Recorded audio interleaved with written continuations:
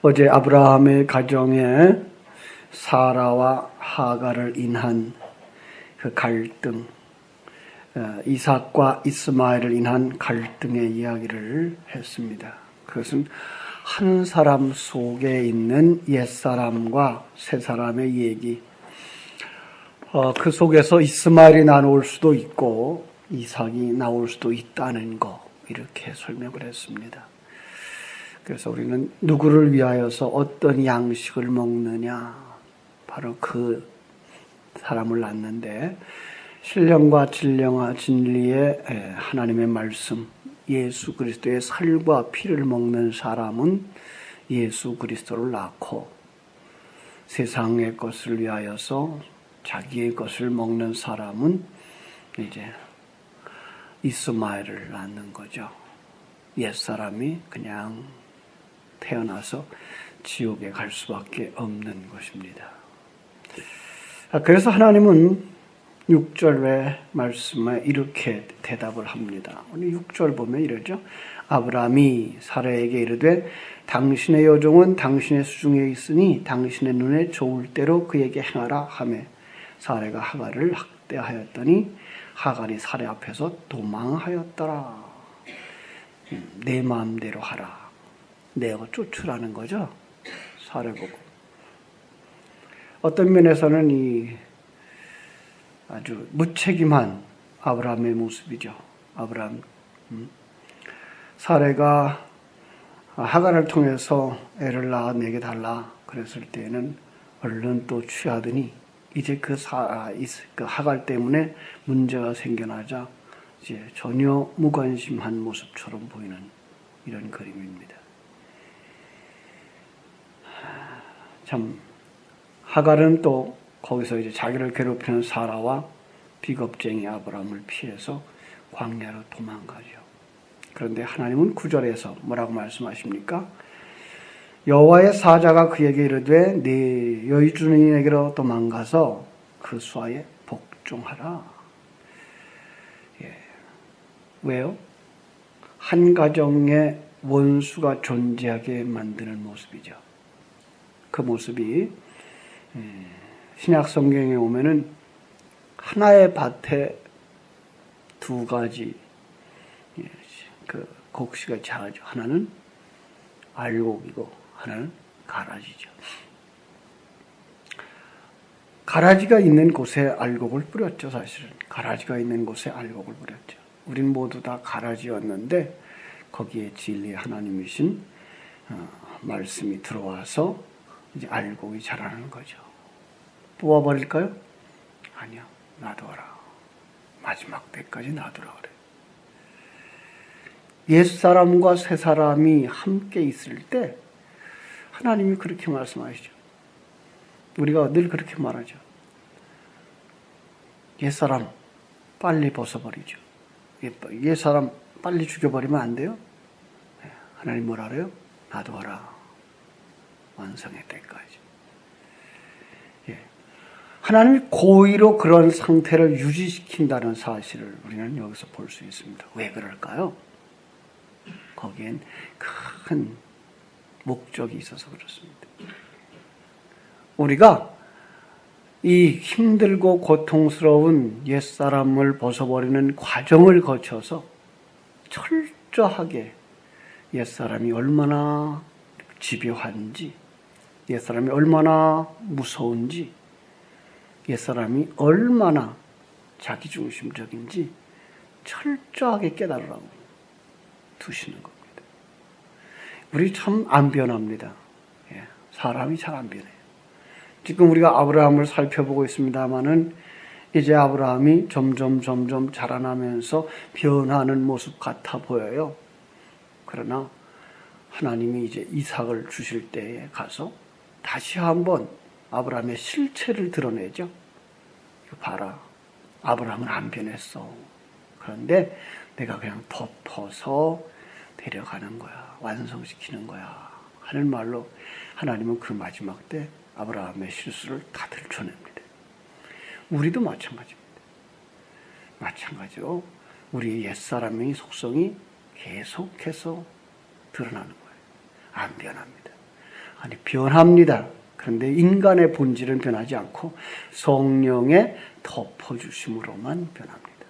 성령의 덮어주심으로 완성되는 겁니다.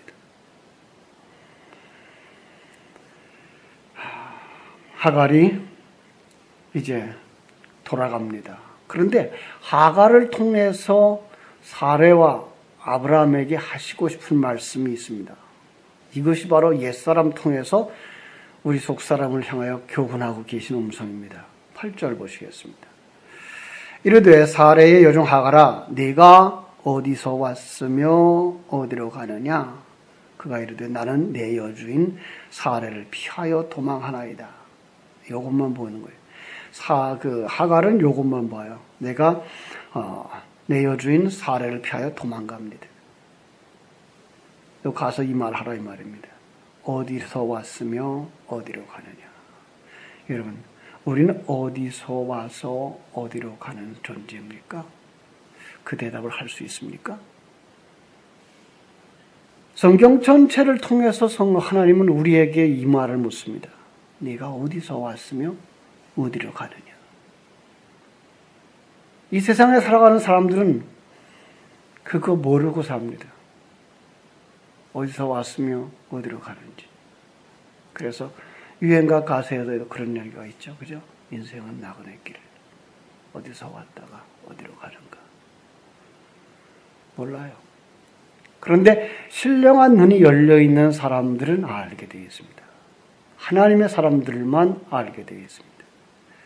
성경 속에서나 철학자들의 입속에서 그 많은 불신자들의 그 불평을 봅니다. 그리고 그들이 방황하는 모습을 봅니다. 성경은 계속해서 묻습니다. 네가 어디로 가느냐? 네가 누구냐? 어디서 왔느냐? 위기를 만난 하갈에게 그렇게 물었을 뿐만 아니라 아벨을 때려 죽인 가인에게도 묻습니다. 아니, 선악과 따먹은 아담에게도 묻습니다. 아담아, 내가 어디 있느냐?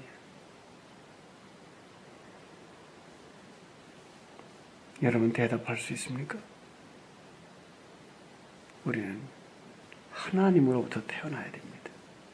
하나님으로부터 태어나지 않으면, 다시 말하면 하나님의 생명이 없는 사람은 성경 속에서 그렇게 말합니다. 아무것도 아닙니다. 그래서 창세기 2장에서 하나님이 그 인간 창조의 배경을 얘기하면서 그 앞에 있었던 부분의 설명과 전혀 다른, 분명히 셋째 날 채소가 창조되었고 분명히 땅이 창조되었는데 2장에 와서는 뭐라고 말해요? 없었더라. 채소가 없었다. 왜요? 하나님의 생명이 부어진 사람이 없겠을 때 그 자리는 아무것도 없던 것이다. 이렇게 말합니다. 하나님의 눈에는 하나님의 백성이 없는 세계는 아무것도 없는 세계입니다. 그걸 갖다가 공허라 그러고 혼돈이라 그러고 흑암이라 그러는 겁니다.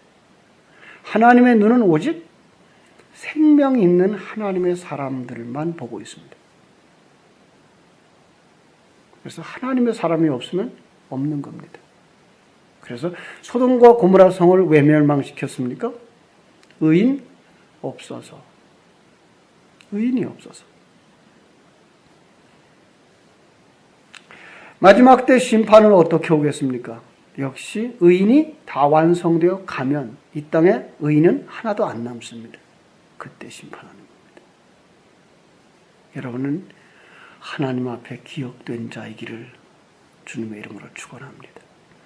하나님의 생명이 부어진 자, 이걸 우리가 가진 겁니다. 그것이 은혜입니다. 그래서 우리는 자랑할 것이 없다는 얘기를 하는 것이고요. 그래서 하나님 앞에 감사할 수 있는 거고요. 하나님의 생명이 부어졌기 때문에 우리는 하나님의 사람으로 기억되는 겁니다. 똑같이 세상을 살아가는 것 같습니다. 똑같이 세상에서 경쟁을 하는 것 같습니다. 똑같이 일하고 똑같이 공부하고, 그런데 하나님의 눈에는 하나님의 사람들만 기억된다는 사실입니다. 여러분, 우리 자녀들은 하나님의 생명이 있는 사람입니까? 그가 어떻게 출세했으며 어떤 일을 하는 것, 그거 그렇게 중요하지 않습니다. 그것보다 더 중요한 건 그 속에 하나님의 생명이 있는 자이냐라는 것이 중요한 것입니다. 그렇습니다. 여러분들 속에 하나님의 생명이 있을 때에만 가장 가까이 있는 여러분 자녀들 속에 생명이 흘러넘치게 되어 있습니다. 여러분이 아무리 열심히 일을 하고 아무리 큰 일을 한다고 할지라도 여러분 속에 생명이 없으면 여러분 자녀들 속에 생명이 넘쳐 흘러가지 못합니다. 이 아픔입니다. 이게 믿음의 부모들이 가져야 되는 아픔입니다. 내 아들이, 내 딸이 정말 믿음이 있는가? 물론 그것은 하루아침에 드러나지는 않습니다. 어떤 사람은 부모가 다 돌아가신 후에 예수 앞에 나오기도 합니다. 어떤 사람은 부모 따라 교회 나온 것 같았지만 그건 그냥 부모의 마음을 기쁘게 하기 위해서 교회에 나왔을 뿐이지 그 마음속에 진정한 예수 그리스도가 없는 사람도 있습니다. 우리는 알 수 없습니다. 그러나 생명을 가진 자만 생명을 낳을 수 있다는 진리는 변함이 없습니다. 여러분 속에 예수 생명으로 충만되셔서 여러분의 자녀들 속에서 다시 예수 생명이 태어나기를 주님의 이름으로 축원합니다. 그럼에도 불구하고 하갈과 이스마엘은 아브라함과 사라를 경고하는 도구로 쓰임받을 뿐 구원에 이르지 못합니다. 자, 여기서 지금 하나님의 도구로 쓰임받아요. 그죠? 그래서 가정으로 돌아가서 그 내용을 그 아브라함에게 사라에게 다 들려주어요. 그런데도 불구하고 그는 구원에 이르지 못합니다. 이것이 불신자들의 아픔입니다. 하나님 앞에 택함받지 못한 자들의 아픔입니다. 이거 어제 예수님의 제자들을 얘기를 할 때 한 사람 대표자로 나왔던 가룟 유다의 모습이죠. 그죠? 가룟 유다 3년 반 동안 예수님 제자로 예수님과 같이 예수님의 제자들과 같이 먹고 잠자고 전도하고 병 고치고 했습니다. 그런데 하나님은 그를 내 자식이 아니라 그럽니다. 내게 속하지 아니한 자라 그럽니다. 왜 그랬을까요? 그들 마음속에 그 마음속에 자기가 부인되어지지 아니하고 예수 생명으로 그의 생명을 삼지 않았기 때문입니다. 참 무서운 경고죠. 우리는 예수님을 닮아가는 것 같고 예수님과 같이 동행하는 것 같고 입술로 주여 주여 하는 자고 그를 통하여서 병 고침의 역사도 일어났고 전도의 역사가 일어났는지는 모르겠습니다만은 그런 일들을 했는데 주님은 아니라는 겁니다. 중요한 건 내 안에 예수 생명이 있느냐. 그렇지 않다면 목사가 되더라도 장로가 되더라도 아니다라는 겁니다. 우리는 하나님 앞에서 늘 이거 경고를 받아야 됩니다. 그리고 늘 우리가 점검해야 됩니다. 자기를. 정말 주님 앞에 서서 주님 내가 생명을 가진 자입니까? 내가 이렇게 주님의 도구로 쓰임받다가 버림받는 거 아닙니까? 바울 사도도 그랬잖아요.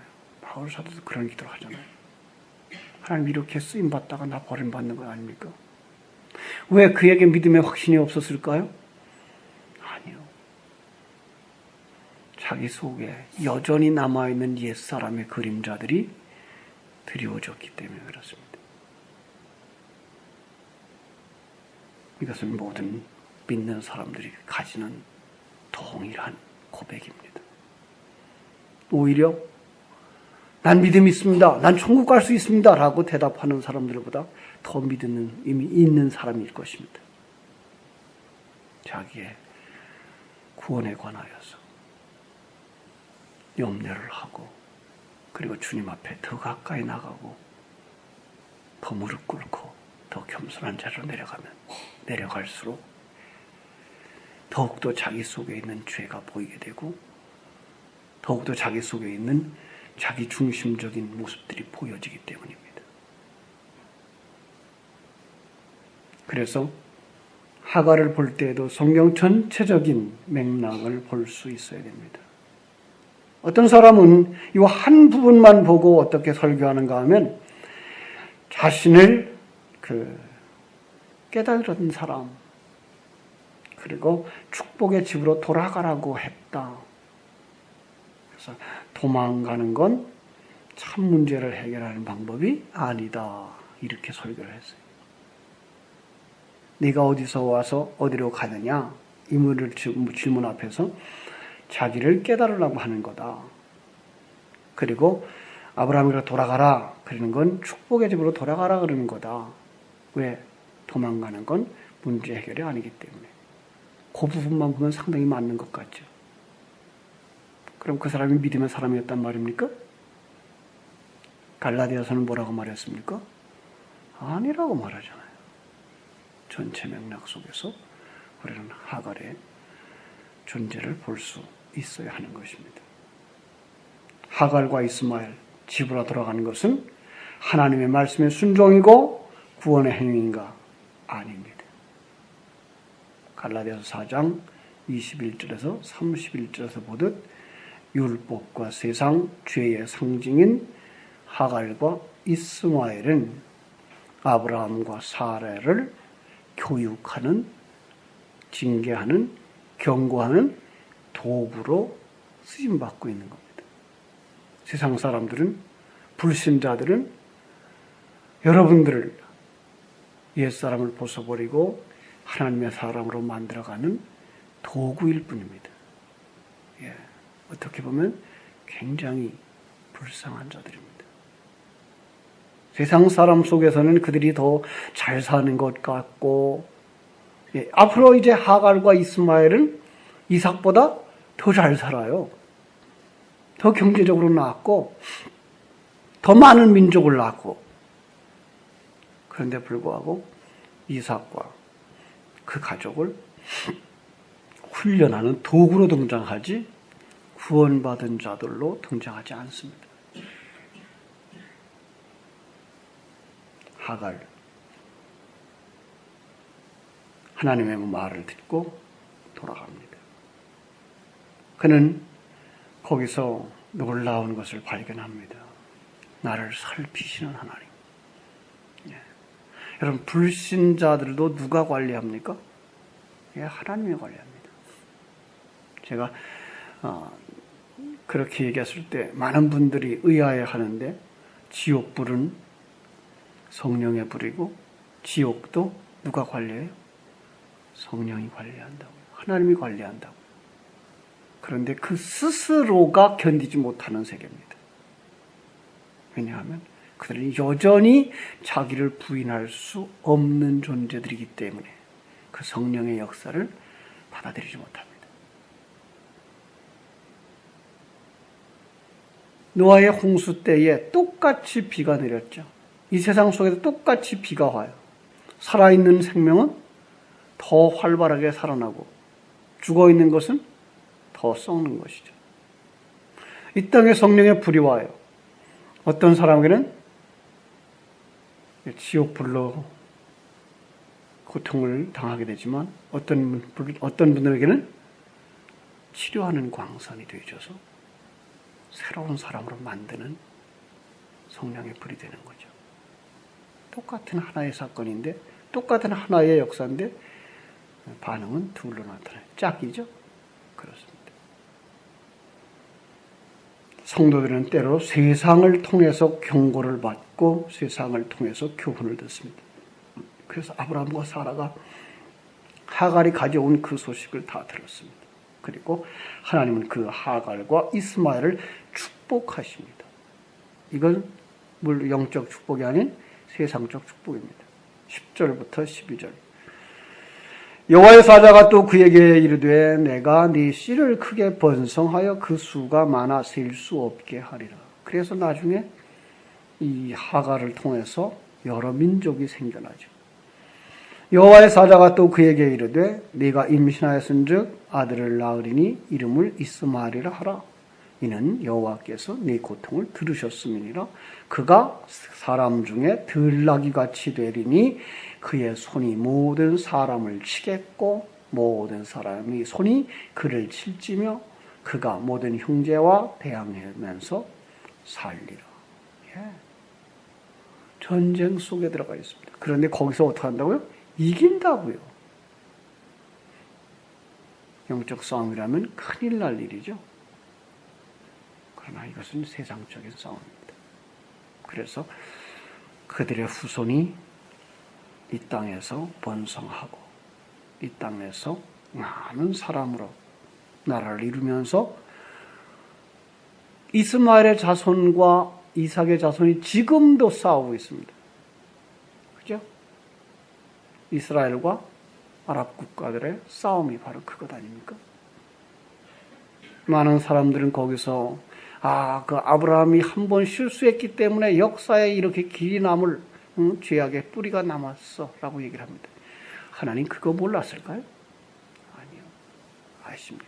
그리고 그들을 만드시기 위해서 하나님은 하갈과 그 자손들을 번성케 하시는 것입니다. 그럼 여러분 그런 말을 들을 때 우리는 어떤 생각을 하게 됩니까? 그럼 하나님의 도구로 쓰임받았던 사람들이 지옥 간단 말인가? 그럴 수 있습니다.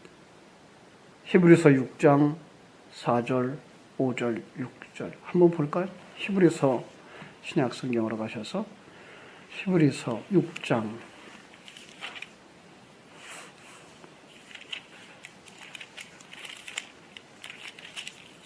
4절, 5절, 6절 한 번 빛을 받고 하늘의 은사를 맛보고 성령에 참여한 바 되고 하나님의 선한 말씀과 내세의 능력을 맛보고도 타락한 자들은 다시 새롭게 하여 회개하게 할 수 없나니 이는 그들이 하나님의 아들을 다시 십자가에 못 박아 드러내놓고 욕되게 함이라. 그죠? 여기 한 번 빛을 받고 하늘의 은사를 맛보고 성령에 참여한 바 된 자들. 그럼에도 불구하고 그들은 뭐한 사람이에요? 하나님의 사람으로 거듭나지 못한 자. 맛보았을 뿐 삼키지 아니한 자죠. 맛본 것과 먹은 것은 다른 것입니다. 참 그들은 불행한 자들이죠. 왜 그래요?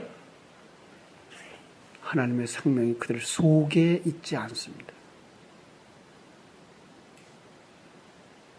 불행하게도 그들은 하나님 나라에 들어가지 못합니다.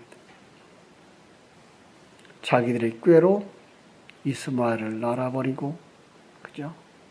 그게 유익합니까? 아니요.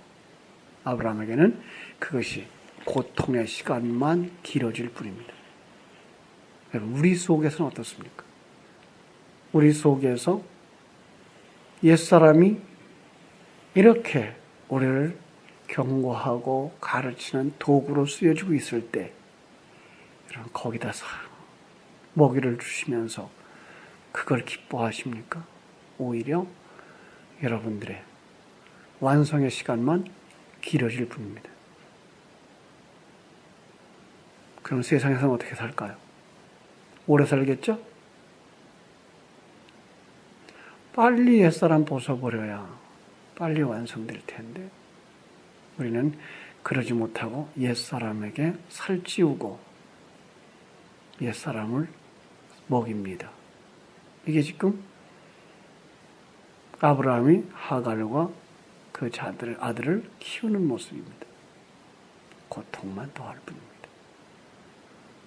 빨리 주님께 항복하시고 옛사람을 벗어버림으로 하나님의 은혜 속에 거하는 여러분 되어지기를 주님의 이름으로 축원합니다. 기도하겠습니다. 하나님 우리 아버지, 하나님의 크신 은혜와 사랑을 감사합니다. 아브라함의 집안에 사레와 하갈이 있는 모습을 통해서 오늘 우리 속에 옛사람과 새사람이 함께 공존하고 있는 모습을 살피게 되었습니다. 아버지, 우리 속에 두 사람, 누구에게 씨를 주느냐에 따라서 누가 태어납니다. 누구에게 먹이를 주느냐에 따라서 누가 이기는 삶을 살게 됩니다. 우린 누구에게 양식을 주는 자며 누구로 승리의 삶을 살게 하는 자입니까?